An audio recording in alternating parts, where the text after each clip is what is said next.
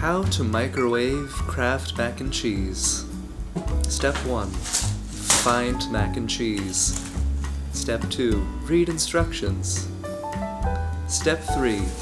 Fill with water to brim. Step 4. Stir until stuff. Step 5. Read instructions again so that you know what you're doing. Step 6. Put in microwave. Step 7. Enter time written on instructions. Step 8. Wait. Step 9. Wait more. Step 10. Stare at microwave.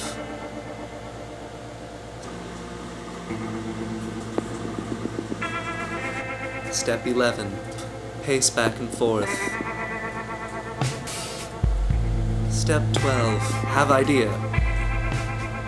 Step 13. Break out trusty sonic screwdriver. Step 14.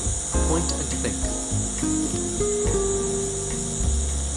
This should upgrade your microwave so that it heats more quickly.